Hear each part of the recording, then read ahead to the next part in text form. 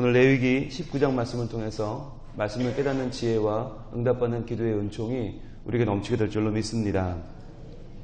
하나님께서 우리에게 원하시는 것이 뭘까요? 세상이 우리에게 원하는 것은 단순합니다. 강해지라는 겁니다. 강해져서 절대로 남에게 지지 말고 물러서지 말고 너희의 뜻한 바를 굳건한 마음으로 이뤄내라. 세상이 원하는 건 강해지라는 거예요. 그런데 하나님이 원하시는 건 달라요. 하나님이 원하는 건 강해지는 게 아니라 거룩해지는 것입니다.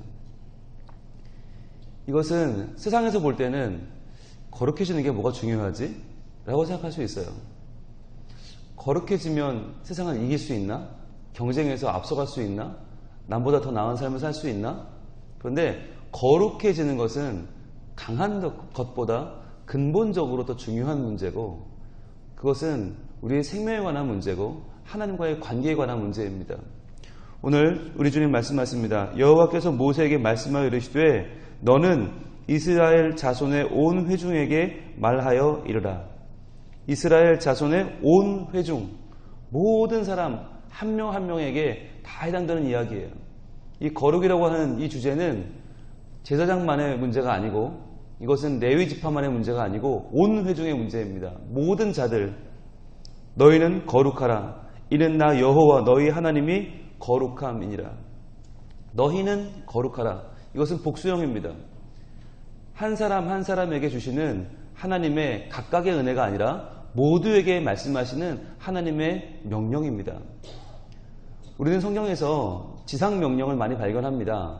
전도하라는 명령일 수도 있고요. 내 이름을 전하라, 세례를 줘라, 다 중요하지만 그 중에 가장 근본적인 명령은 바로 거룩입니다. 하나님은 내가 거룩하니 너희도 거룩하라 라고 말씀하십니다.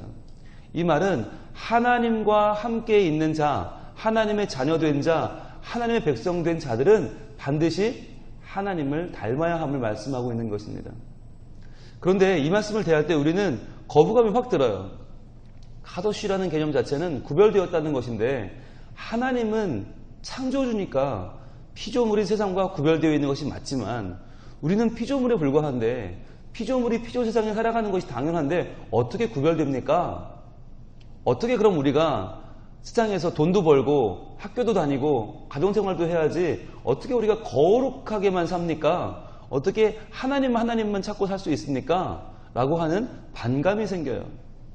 그렇다면 어떻게 살아야 합니까? 그렇다면 거룩은 무엇입니까? 과연 오늘 본문은 우리에게 무엇을 말씀하고 있는가? 매우 중요합니다. 하나님은 우리에게 거룩하라고 말씀하신 후에 곧바로 이어서 종교적인 제의들을 말씀하고 있지 않습니다. 하나님은 거룩하라고 말씀하신 뒤에 그러면 어떻게 거룩해져야 되는지, 손을 어떻게 씻는지, 우리의 마음을 어떻게 씻는지 정결법을 말씀하고 있지 않습니다.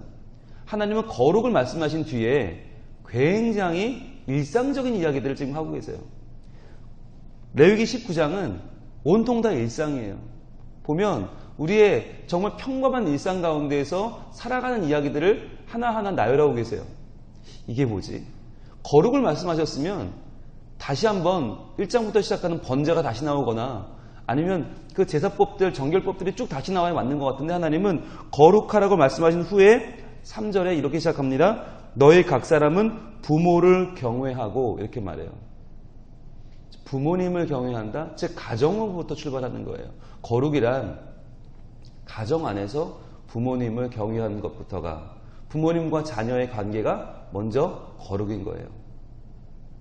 그런데 이 부모님을 경외하고 라고 하는 말은 우리가 많이 들어봤죠. 어디서요? 십계명에서 들었죠. 십계명에서는 하나님이 뭐라고 하셨어요? 내 부모를 공경하라고 했죠. 근데 공경하라고 하는 말은 사람이 사람에게 마음을 다하는 일인데, 여기서는 경외한다고 표현하고 있죠. 달라요. 원어도 달라요. 그렇다면 부모님을 경외한다는 말은, 경외라는 말은 하나님에게만 쓰는 말입니다. 우리가 배웠잖아요. 야레라고 하는 단어를 배웠잖아요. 야레. 야레는 두려워 떨면서 동시에 사랑하는 거죠. 정성을 다해 사랑하며 동시에 두려워 떠는 게 야레인데, 하나님께만 쓰는 단어를 사람에게 썼어요. 왜일까요? 왜 공경이라는 단어를 경외라고 바꿨을까요? 이것은 자녀가 부모를 대할 때에 가정에서부터 하나님을 경외하는 것처럼 부모님을 섬기는 종교적인 거룩이 필요하다는 것입니다. 즉 하나님은 지금 일상의 거룩과 윤리적인 거룩과 종교적인 거룩을 구별하지 않고 계세요. 너희가 교회에 가서 종교적인 거룩을 이야기할 때 내가 너에게 거룩하라고 말할 때 갖는 그 부담을 즉 가정에서도 똑같이 가져야 한다는 것이에요. 그러니까 부모는 공경한답시고 적당히 사랑하고 하나님은 경외한다고 열심히 사랑하지 말고 내 부모부터 경외해야 한다는 것이에요. 부모를 하나님처럼 섬기는 것이 거룩의 시작이다. 근데 이 말은 이 자리에 나와 있는 우리 부모들에게는 굉장히 부담스러운 말입니다. 자녀가 우리를 공경해주면 뭐 그나마 괜찮아요. 그래 뭐 적당히 사랑하고 우리도 괜찮은데 부담이 없는데 자녀가 우리를 경외하기 시작하면 우리를 하나님처럼 경외하면 얼마나 부담이 됩니까? 그럼 우리가 어떻게 살아야 되는 거예요? 자녀를 하나님처럼 사랑해야 되는 거예요. 그 전까지는 우리 욕심대로 자녀를 우리 뜻대로 우리의 계획대로 좀 몰아가도 상관없었어요. 뭐 공경의 대상이니까. 그런데 이제 경외의 대상이 되면 우리가 그럴 수 없는 것이죠. 하나님처럼 사랑해야 되는 거예요. 그들을 사랑하되 끝까지 사랑하고 그들을 믿어주고 그들의 말을 들어주고 경청해주고 그들의 앞날을 하나하나 같이 걸어가면서 마치 하나님이 우리를 보호하듯이 우리가 자녀를 그렇게 보호해야 한단 말이죠. 이것은 이 한마디 부모를 경외하라는 한마디는 우리의 가정의 부모와 자녀와의 관계를 통째로 뒤바꾸는 사건입니다. 이제부터는 적당히 할 수 없어요. 부모도 자녀도. 마치 하나님의 그 백성을 사랑하듯이 그 백성이 하나님을 경외하듯이 그렇게 그 가정이 지금부터 바뀌어야 한다는 것입니다. 그런데 이 본문에 보면 또 뭐가 바뀌었냐면 출애굽기에서 말씀하는 그 10계명에서는 부모를 공경하라고 할 때 부모는 부모 우리말 그대로 아버지가 먼저예요. 그런데 여기 본문은 한글은 부모지만 원어는 엄마가 먼저예요. 어머니와 아버지예요. 근데 레위기는 독특해요. 레위기 전반적인 내용이 다 보면 부모를 말할 때 엄마가 먼저 나와요. 왜일까요? 거룩의 문제에 대해서는 사실 어머니의 중요성이 강조됩니다. 유대 사회는 모계 사회입니다. 어머니가 신앙교육을 담당합니다. 그러니까 어머니의 기도로 자녀가 믿음으로 성장해 나가는 것이 레위기의 법칙입니다. 그래서 어머니를 먼저 경외하고 그리고 아버지를 경외하는 순으로 나와 있어요. 그래서 어느 가정이든 어머니의 위치는 그만큼 소중합니다. 어머니는 안정감의 핵심이에요. 엄마가 집에 있으면 엄마가 안정적인 위치에 있으면 아이들은 그 엄마를 보고 놀이터를 가서 놉니다. 엄마가 있으면 학교를 가고 엄마가 있으면 친구 집을 가고 엄마가 있으면 군대를 가고 엄마가 있으면 유학을 가고 엄마가 있으면 장가도 갑니다. 어디든 갈 수 있어요. 엄마라는 위치는 그렇게 소중한 위치예요. 꼭 엄마가 집에 있어야 한다는 뜻이 아닙니다. 엄마가 일을 하면 안 된다는 뜻이 아닙니다. 엄마의 믿음이 중요합니다. 엄마의 기도가 엄마가 하나님을 바라보며 하나님을 경외하는 그 자세가 아이들에게는 무한한 안정감이 됩니다. 그래서 어머니의 기도, 어머니가 하나님을 찾는 것, 어머니가 하나님 앞에 바로 서는 것은 그만큼 중요하다는 것입니다. 자, 부모를 경외하고 그 다음 뭐죠? 나의 안식일을 지키라 라고 말씀하고 계십니다. 안식일이란 어디서 기원한 것이죠? 창조 사건에서 기원한 것입니다. 하나님이 천지를 창조하신 후에 안식하셨습니다. 그날을 기념하는 것이 안식일입니다. 즉 거룩이란 하나님이 창조하신 세상, 내가 만나는 모든 세상이 하나님의 창조물임을 기억하는 것입니다. 나 또한 하나님이 지으셨고 나 또한 하나님의 계획이 하나님의 뜻이 내 삶 속에 가득 들어있음을 하나님이 나를 인도해 가시는 하나님의 계획이 분명히 있음을 기억하는 것이 바로 안식일을 지키는 것입니다. 그러니까 거룩이란 우리 가정에서 부모와 자녀의 관계가 회복되는 것, 그리고 다시 한번 내가 하나님의 피조물로서 하나님의 창조하신 뜻을 발견해 나가며 살아가는 것이 거룩입니다. 또한 4절입니다. 너희는 헛된 것들에게로 향하지 말며 너희를 위하여 신상들을 부어 만들지 말라. 나는 너희의 하나님 여호와니라. 헛된 우상 만들지 말라는 거예요. 자, 그러니까 이렇게 보면 부모를 경외하고 안식을 지키고 헛된 우상 만들지 말고 딱 느낌이 어떤 느낌이에요? 10계명이죠.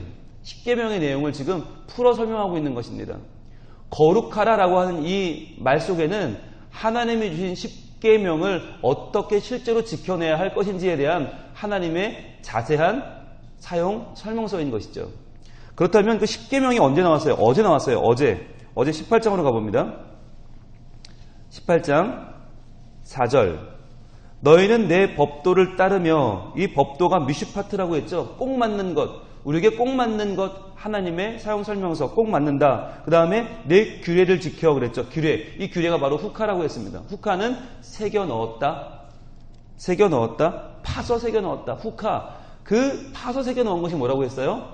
하나님이 돌판에 직접 새겨주신 십계명이라고 했습니다.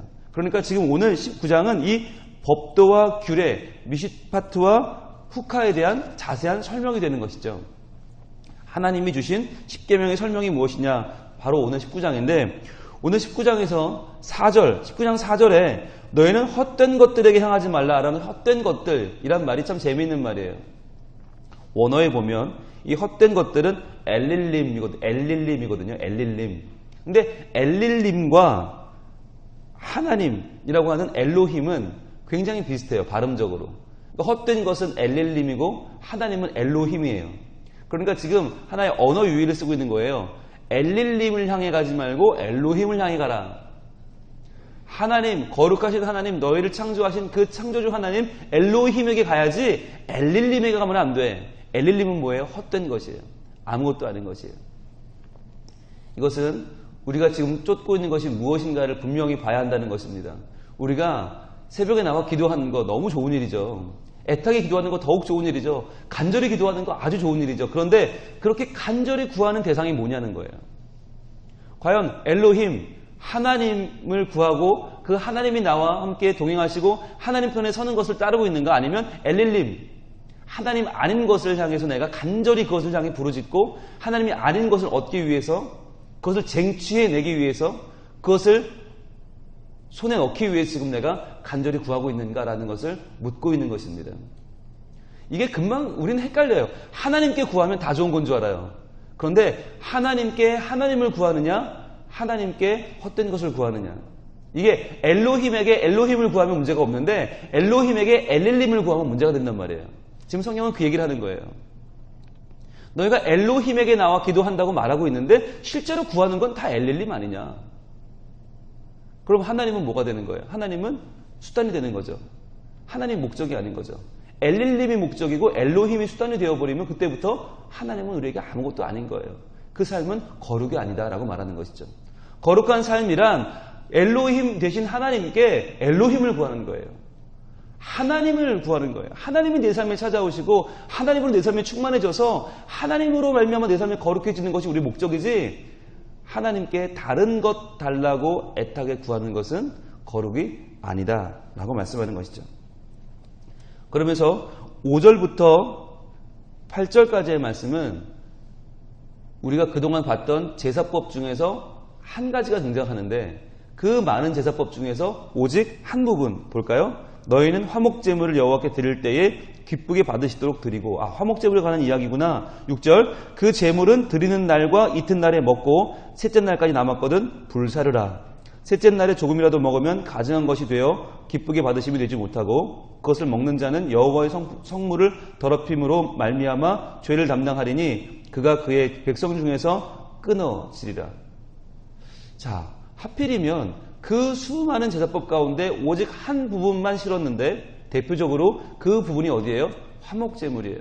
화목제물은 유일하게 하나님께 드린 후에 이웃과 나누어 먹는 제물입니다. 그것도 이틀 안에 다 먹어야 되죠. 소 한 마리를. 천근의 제사라는 말씀으로 우리가 말씀을 나눴었는데, 그럼 그 천근을 이틀 안에 어떻게 먹어요? 아무리 나눠도 안 된다고 했죠. 찾아가서 사정을 해야 된다. 그러니까 나의 원수에게도 찾아가서 제발 이걸 먹어달라고 사정하지 않으면 이 이틀 안에 다 먹을 수 없다. 그러니까 이 제사가 제사다워지려면 먼저 이웃과의 관계가 화목해져야 된다라고 말씀드렸어요. 지금 하나님은 그 말씀을 하시는 겁니다. 거룩이라는 것이 하나님만 찾는다고 거룩이 아니라 이웃과의 관계의 화목이 먼저 더 중요하다. 이웃을 배려하지 않고 이웃을 생각하지 않고 너 혼자 거룩해지려는 것은 불가능하다.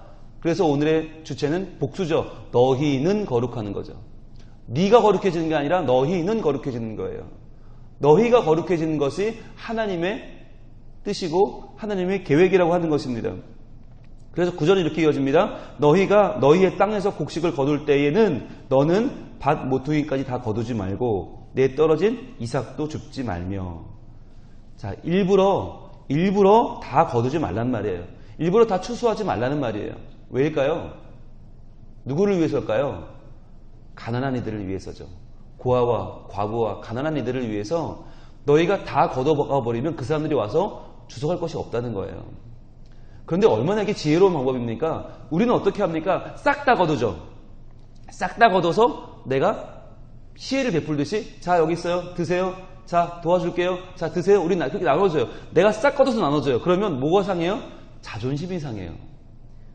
그것을 받는 사람이 그 마음이 편치 않죠. 그런데 하나님 어떤 방법을 쓰시나? 이 방법은 서로의 마음을 지켜주는 거예요.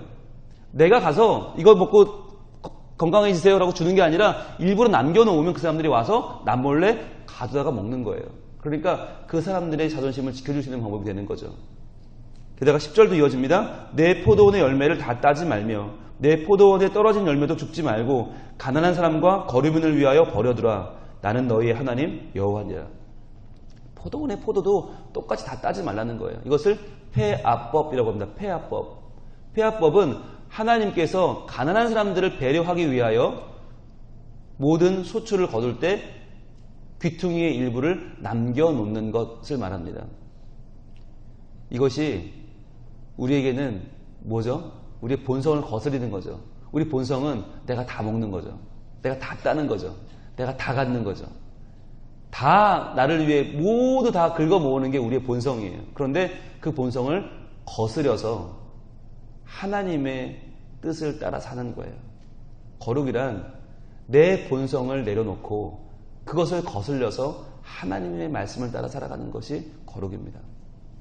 그래서 이 거룩해지는 법, 우리가 거룩하게 사는 것을 성경은 아주 간단하게 요약하고 있는데 우리 디모데 전서로 가봅니다. 디모데 전서 4장으로 가면 과연 거룩해진다고 하는 이 거룩한 어려운 주제를 하나님은 아주 쉽게 말씀하세요. 거룩해지는 게 뭐냐? 디모데전서 4장 4절과 5절입니다. 디모데전서 4장은 신약 339쪽에 있습니다. 339쪽 디모데전서 4장 4절과 5절 같이 읽겠습니다. 시작. 하나님께서 지으신 모든 것이 선함에 감사함으로 받으면 버릴 것이 없나니 하나님의 말씀과 기도로 거룩하여짐이라. 아멘. 하나님의 말씀과 기도로 거룩하여진다. 이것이 하나님의 아주 단순한 말씀이세요. 우리는 거룩 그러면 굉장히 뜬구름 잡는 것 같고 하얀 옷 입고 괜히 성경책 끼고 어디론가 호련히 사라지는 그런 산신령 같은 모습을 떠올리지만 그게 아니라 하나님이 지으신 모든 것이 선하다는 거예요. 우리의 삶도 선하고 우리가 만나는 모든 일도 선하고 우리가 만나는 이웃도 선하고 다 선해요. 그런데 감사함으로 받으면 버릴 것이 없어요. 하나도 버릴 것이 없어요. 가정생활부터 시작해서 직장생활, 교회생활 모든 사람들과의 만남이 하나도 버릴 것이 없는데 그 만남들은 바로 하나님의 말씀과 기도로 거룩하여짐이라. 새벽에 나와서 말씀을 받는 게 왜 중요합니까? 이 말씀으로 우리는 거룩해져요. 그리고 말씀만이 아니에요. 말씀 받고 기도함으로 거룩해지는 거예요. 하나님 말씀 붙잡고 하나님 이 말씀대로 살게 하여 주시옵소서. 주님 거룩은 부모님을 경외하는 것부터 시작해서 안식일을 지키는 것부터 시작해서 정말 하나님이 우리에게 말씀하시는 현실일진데 살면서 이웃을 배려하는 것부터가 거룩일진데 내 본성을 거스려서 내가 다 가지려고 하는, 다 먹으려고 하는, 다 취하려고 하는 이 욕심을 내려놓고 오직 하나님의 백성으로 사는 것이 거룩일진데 하나님 오직 주의 말씀과 기도로 거룩해지는 우리의 삶이 되게 하여 주옵소서. 그렇게 기도할 때 하나님은 우리에게 정말 멀어 보이기만 하는, 요원해 보이기만 하는 거룩이라고 하는 이 놀라운 하나님의 은혜와 선물을 오늘도 말씀과 기도를 통해서 허락하실 줄로 믿습니다. 기도하겠습니다. 하나님, 우리의 삶 가운데 거룩이란 정말 하나님께 나와 예배하는 예배만이 아니고 종교적 제의만이 아니며 이것은 윤리적인 것만이 아니고 일상적인 것임을 다시 한번 발견합니다. 하나님, 하나님의 지으신 모든 것이 선함에 버릴 것이 없다고 하셨습니다. 감사함으로 받게 하여 주시옵소서. 오늘도 우리가 만나는 일상과 우리가 만나는 이 하루의 모든 일들, 모든 이웃들, 모든 가족들, 모든 우리의 삶들 하나하나를 저희들 기쁨으로 감당해낼 수 있게 도와주시고 믿음으로 살게 하시고 오직 말씀과 기도로 거룩하여져서 하나님의 거룩하심을 살아내는 그 거룩하심을 증거하는 주의 백성으로 서게 하여 주시옵소서. 주님뿐만 아니라 이 거룩이 우리 가정에서부터 시작되어야겠습니다. 부모들이 먼저 거룩해지게 하여 주시옵소서. 말씀과 기도로 거룩해진 우리 부모들이 우리 자녀들을 하나님처럼 사랑하면서 이 자녀들이 우리를 경외하는 복된 믿음의 가정이 다 이루어질 수 있도록 도와주시옵소서. 그리하여서 우리 성민 가족이 거룩한 가족이 되어 하나님을 올바로 섬기고 이웃들을 배려하면서 이 땅과 이 도시를 섬겨나갈 수 있는 참된 믿음, 거룩한 믿음을 가진 성민 가족이 되게 하여 주시옵소서. 오늘도 우리와 함께하여 주시고 믿음을 더하여 주시고 우리 삶 가운데 말씀과 기도로 모든 것이 거룩하여지는 하나님의 은총을 마음껏 부어줄 줄로 믿사오며 예수님 이름으로 기도합니다.